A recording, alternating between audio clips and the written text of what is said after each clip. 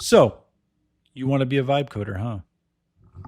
Well, you've come to the right place. My name is Zach. I help non technical people bring their software ideas to life with AI. And today I'm going to go over 8 different best practices, little tips, things you need to know when starting out as a vibe coder. These are core fundamental things, and also a few tips that will help you make this journey a lot smoother and be able to put you in a position to create some epic software, even though you don't know how to code. So let's dive into it. Step one is to have a great foundational prompt. Today, I'm using Bolt. There's a ton of IDEs out there. If you go into my group, I list out all the IDEs that I've used. There's Lovable, there's Replit, and a few others that are pretty common, Cursor, those kind of IDEs. IDE stands for Internal Development Environment. So when you start out with one prompt, and you want a good foundational, strong prompt. That way, the rest of your app that gets coded has all those pieces that are needed, so it doesn't get like Frankenstein together later, right? So really important, the foundational prompt is solid, and I want to make that easy for you guys. So I actually vibe coded a platform that's free. You can create an account, itlworkshop.com, and come in here. It's going to have all the tools, everything. It's a little toolkit for a new vibe coder to have some success. And to put your initial prompt together, I put little text boxes of really key pieces of information that will create a strong foundational prompt. I already put it together here, a few edits. So I'm going to just pull these in, and I'll hit generate prompt. And after you've filled all these out, it's going to generate you a markdown prompt.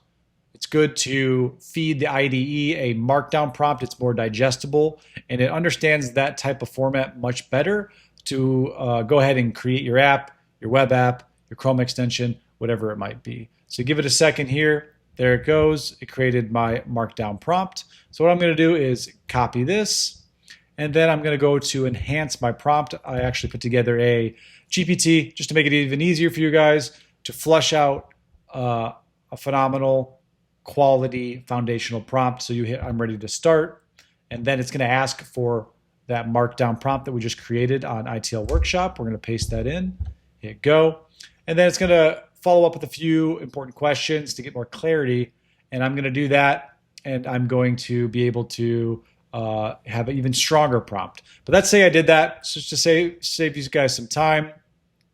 Then you'd go into your IDE of your choice, paste it in there, and hit go. You can also add files like photos and reference files of apps you like, and direct Bolt or your IDE to be like, hey, I want it to look like this. So you can actually do that to make an even stronger foundational prompt. So that's key number one before doing anything with vibe coding is get a really strong prompt. Don't just put in one or two sentences. My mom always used to say garbage in, garbage out. So you put a garbage prompt in, you're going to get a garbage app output when you do that. So quality prompt in, quality output. Best practice number two is keep your API keys secure. What's an API key? It's that long, crazy digit that connects your software to other software like OpenAI or Google Maps, the weather, whatever it might be that you're integrating into your software. Those API keys are really important because you need to treat them like passwords. If they get exposed, someone can use those API keys and actually drain your account if you have your credit card tied to it. So be very, very careful. I recommend not posting your API keys in the chat here. What you're going to want to do is go to your file section of whatever IDE you're using and create a .env folder, or just tell your AI agent in the chat to create a .env folder and go ahead and paste those API keys in there. That way they're secure, they're safe, they're not going to get pushed to GitHub, and they're not going to be hard-coded in your software where other people can find those API keys and use them against. So very important to treat your API keys like passwords. Best practice number three is security. We want to keep this code secure. A lot of the times when you create a new project, your code gets sent to GitHub and it's a public project so everyone can see your code. Most likely you want to keep it private. So what you'll do is you'll go to GitHub, log in, go to your project, go to settings, scroll down, and then to the bottom where it will show you your repository visibility, you can hit change and make sure it's private. Mine's already on private. Just make sure it's private. Best practice number 4, some IDEs automatically push your code to GitHub, so you don't have to worry about it, but some give you the option to do it manually. I recommend saving your code by pushing it to GitHub and locking in that version of that code. So that way, if something happens with the IDE, it crashes, it burns, it deletes something, you have your code backed up on GitHub. So really important to periodically, while you're building, to remember to go and push your newest code to GitHub. So on Tempo Labs, that's one of my IDEs I use. It shows the new changes. I will put a message in here and say commit, and then I will say push, and it'll push the newest code to my GitHub, locks in that version. That way I don't lose that code forever if something happens. Best practice number 5, more of a tip or a hack than a best practice, but it's going to save you a ton of time when you want to give enough context to the IDE before you ask it to do something next. So what I like to do, I like to press, on Mac, I like to press Control, Command, Shift, 4. What that's going to do is put it into a screenshot selector. And let's say I want to change a button color. I can select the button here. Now it's going to save it onto my clipboard. It's not going to create a screenshot that'll go to my desktop and have a bunch of screenshots. It's just going to save to my clipboard. And I'm going to come down here to the chat box, hit Command V. It's going to paste my photo here. Now I have good context before I go and ask it to do something, so it'll know exactly which button. So if I say, hey, I want to change this button color to green, now it has some context. It's going to see what I selected, and it understands what I have told it to do. Now it's going to go to work coding and changing this button color to green. So that just helps a ton with specific little edits you want to make throughout the building process, so you get accurate changes to the buttons you want. There it goes. It just changed green. Didn't take long. And now it understood the context of what I wanted it to do. Only update 1 to 2 features at a time. Don't get crazy. I know sometimes you can go through your app and be like, I want this change, I want this change, I want this, I want this. And you have like 10 different things you want changed. Give the AI agent a break and give it some simple feature changes, 1 to 2 at a time. Don't go down into the chat and say, hey, change 50 different things. And you're a lot less likely to run into errors and issues if you don't tell it to do a bunch of things at once. Do 1 to 2, make some updates, and continue to do 1 to 2 and integrate. And it seems to handle that a lot better than having 50 different things or a bunch of different stuff you want to do and feature changes all at once. Best practice number 7. This is a little hack. You're going to be able to build stuff much, much quicker, and your fingers will thank you. You won't be typing all day.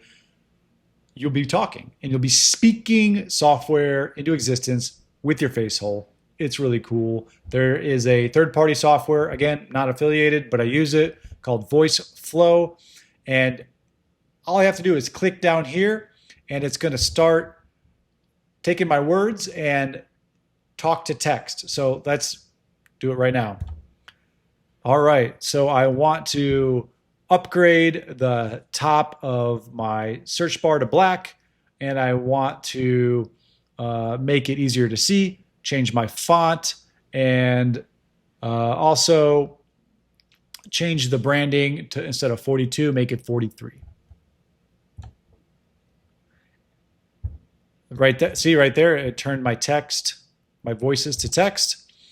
And way easier, way faster. I'm able to build and create just by talking to my computer versus typing to my computer. So highly recommend some type of add-on that you can talk to text. You're going to save a lot of time when you're vibe coding. And your fingers will thank you. All right, final best practice. This, again, is going to help you with debugging errors. As a vibe coder, you're going to run into a ton of errors. Just expect it. It's part of the process. Get really good at solving problems and get really patient. And you're going to be an excellent vibe coder, because no matter what, whether you are a professional engineer or not, you're going to run into errors and issues and bugs. So be patient. I'll give you two little quick tips on how to debug and solve problems much, much faster. So let's say you run into an error, right? Some button's not working, something's not processing. What you're going to want to do is right click, say inspect, click console, and it's going to list out things here as you click and as you do things. And it's going to document this and create like a log of different things you do in the app. And when you do that and something's not working, go ahead and do the Control Command Shift 4, select all this, and when you go to your IDE, you paste this in here, Command V, and now it has some more context. It can look at your console log, your error log, and it has a little bit more context of what's going on to solve that problem versus just taking a screenshot of like, hey, this isn't working. Give your IDE as much context as possible. Use executive communication. Speak things clearly as much as you can. The more context the AI has, the better chance it's going to be able to solve your problem. The second little tip is if you get caught in a loop, like it keeps doing the same thing, it keeps trying the same solution, but it's not working. It's called an error loop. Say, hey, get creative on this next edit here. Don't try to solve that problem the same way you've been. Solve it in a creative way. And that tends to work where it tries a different route. And a lot of times, 8 times out of 10, it will be able to solve that problem because it's trying a different way to come up with a solution. All right, those are my 8 best practices right there for brand new vibe coders or vibe coders in general. I love doing this. It's super fun. I'm creating a lot of cool stuff I've always wanted to create. I don't know how to code, and I'm able to build awesome software that is powerful and helpful and valuable, and I want you guys to do the same. I have a free community, ITL No Code Creators, and the link's down below. Go ahead, hop in the community, go to ITL Workshop if you want to create a free account, and use the tools here that we showed in the video. That's free. That's down below. Like, comment, subscribe. I'm new. I'm trying to get myself out there, help more people create cool software. I want to create really, really cool shit with you guys. So give me some support. Give me some love. Give me some feedback in the comments. Let me know if this was helpful or not. And anything else you would add, you would say to this process for your best practices. I want to know. I want to help vibe coders have a strong foundation. So with that, see you guys in the next video.